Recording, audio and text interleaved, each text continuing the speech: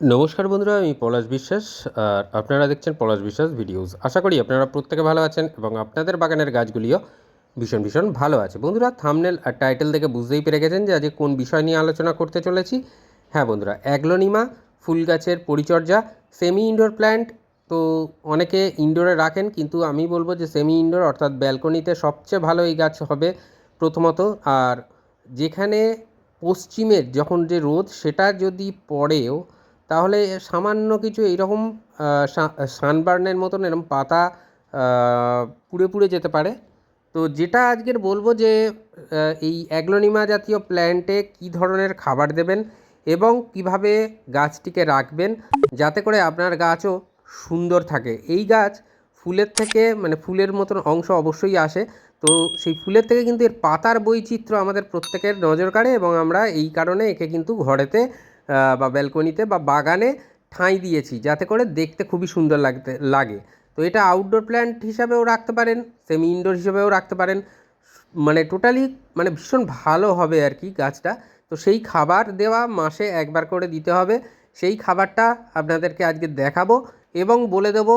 আর পাতা, এর পাতা কিন্তু পরিষ্কার করতে হবে। কিভাবে পরিষ্কার করবেন সেগুলো বলবো। তবে তার আগে সবচেয়ে যেটা গুরুত্বপূর্ণ বিষয়, মাটি। টবের মাটি চয়নটা কেমন হবে? আপনার কাছে যে মাটি রয়েছে সেটা আপনার বাগানে থাকতে পারে, আপনার সংগ্রহে থাকতে পারে। সেই মাটি নেবেন একটা টবের অর্ধেক, অর্থাৎ 50% মাটি নেবেন। তার সাথে 40% কম্পোস্ট মিশিয়ে নেবেন, ভার্মি কম্পোস্ট।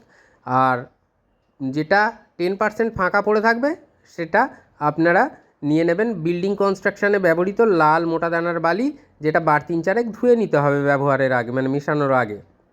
তো এই দিয়ে মিডিয়াটা করবেন। মিডিয়াটা যদি ভালো থাকে যে কোনো গাছ ভালো হয়। আর যেহেতু টবের মাটিতে হচ্ছে, তাই খাবার তো দিতে হবে, কারণ মাটিতে সবসময় সারা জীবন কিন্তু খাবার থাকবে না, গাছ কিন্তু খেয়ে নেবে এবং বড় হয়ে যাবে। তো সেই জন্য মাসে একবার করে আমাদের এর মাটিতে খাবার দিতে হবে। কিছু পাতায় ফোলিয়ার স্প্রে করতে পারলে খুবই ভালো হয়।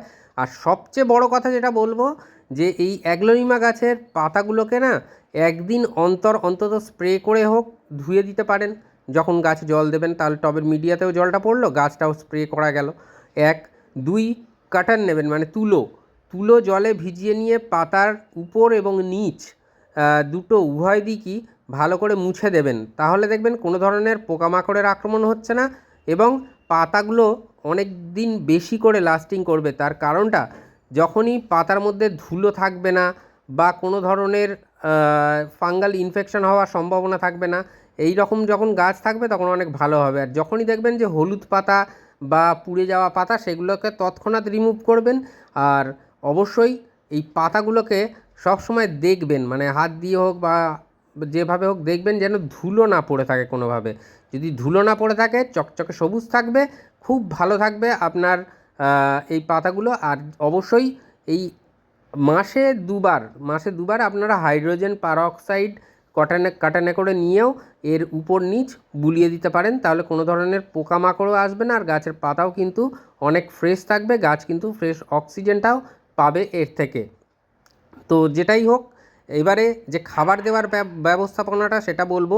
যে মিডিয়াটা হালকা করে খুঁচিয়ে নিয়ে খাবার দেবেন, খুব বেশি খোঁচানোর দরকার নেই, জাস্ট উপর দিয়ে ছড়িয়ে মাটি চাপা দিয়েও রাখতে পারেন হালকা করে, বা খুঁচিয়ে নিয়ে সেখানেও কিন্তু খাবারটা প্রদান করতে পারেন। এবং মিডিয়াতে যে খাবারটা সেটা মাসে একবার দিলেই আপনার গাছে যথেষ্ট, সেটা ঠিকঠাক হবে। আর অবশ্যই গাছের পাতায় কিছু ফোলিয়ার স্প্রে করতে হবে, তাহলে কিন্তু আপনার গাছ খুব ভালো থাকবে। কিছু ফোলিয়ার স্প্রে বলতে আমি মাইক্রোনিউট্রিয়েন্টের কথা বলছি, যাতে করে গাছের বৃদ্ধি অনেক দ্রুততার সাথে হবে, গাছের পাতা চকচকে সবুজ হবে এবং যে কালারগুলো গাছের পাতায় থাকে সেগুলো খুবই সুন্দরভাবে আপনার চোখের সামনে আসতে থাকবে।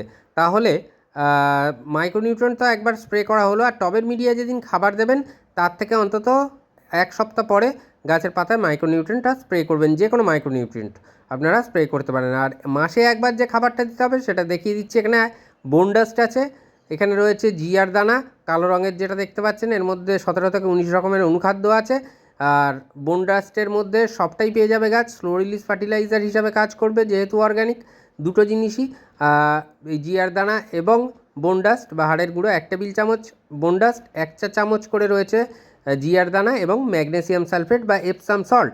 এই ম্যাগনেসিয়াম সালফেট বা এপসাম সল্ট গাছের পাতা ঘন সবুজ রাখবে, যে কালার আছে গাছের পাতায় সেটাকে উজ্জ্বল রাখবে এবং পাশাপাশি পাতা যে হলুদ হয়ে যাওয়া সেটাকে আটকাবে, গাছে ম্যাগনেসিয়ামের ঘাটতি পূরণ করবে।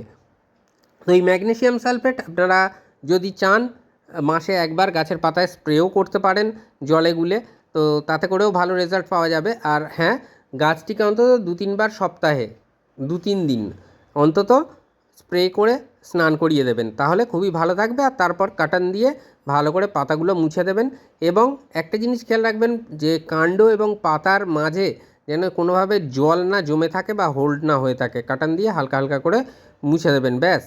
অ্যাগ্লোনিমা গাছ সূর্যের আলো পছন্দ করে না তা নয়, ইনডিরেক্ট সানলাইট খুব ভালোবাসে। যদি ইনডিরেক্ট সানলাইট থাকে খুবই ভালো, কিন্তু আপনার ব্যালকনিতে যদি রোদ বা সূর্যের আলো একেবারেই না আসে তাহলে আপনারা এটাকে সপ্তাহে অন্তত 1 দিন বা 2 দিন একটু রোদ খাইয়ে নেবেন, তারপরে আবার যেখানে রাখছেন সেখানে রাখতে পারেন। আর প্রতিদিন সন্ধ্যে 6টায় বাগান সংক্রান্ত ভিডিও আমার চ্যানেলে আসে, তাই বলবো দর্শক বন্ধুরা যারা এখনও চ্যানেলটি সাবস্ক্রাইব করেননি দয়া করে সাবস্ক্রাইব করে নিন। অনুপ্রেরণা যোগাবে আমায় ভিডিও বানানোর জন্য, তেমনই আপনারাও কিন্তু সহজ পদ্ধতিতে বাগান করার উপায়গুলো পেয়ে যাবেন। তো আজকের যেটা বললাম, অনেক দিন ধরে অনেক দিদিরা বলছিলেন বিশেষত যে আর দেখুন উচ্চ জল নিকাশিযুক্ত মিডিয়া কেমন, যে জল দেওয়া হলো কিন্তু জল হোল্ড হলো না।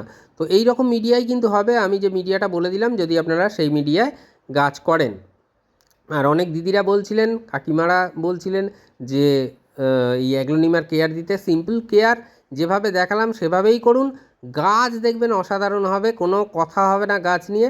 আর আপনার বাগানকে সৌন্দর্যায়নে ভরিয়ে রাখবে কিন্তু এই অ্যাগ্লোনিমা। তো আশা করি বন্ধুরা বুঝতে পারলেন কিভাবে পরিচর্যা করতে হবে। এরপরেও যদি কোনো ধরনের প্রশ্ন থাকে তাহলে অবশ্যই কমেন্ট বক্সে প্রশ্ন করবেন, আমি সবার প্রশ্নের উত্তর দিয়ে থাকি। মন থাক চিরসবুজ, পৃথিবী হোক সবুজময়, এই বলে আজকে এখানেই সমাপ্ত করছি। আবার আসছি আগামীকাল ঠিক সন্ধ্যে 6টায় নতুন কোনো ভিডিওর সাথে। ততক্ষণ সকলে সুস্থ থাকুন, ভালো থাকুন আর পাশাপাশি দেখতে থাকুন পলাশ বিশ্বাস ভিডিওস। খুব ভালো থাকবেন বন্ধুরা সকলে, নমস্কার।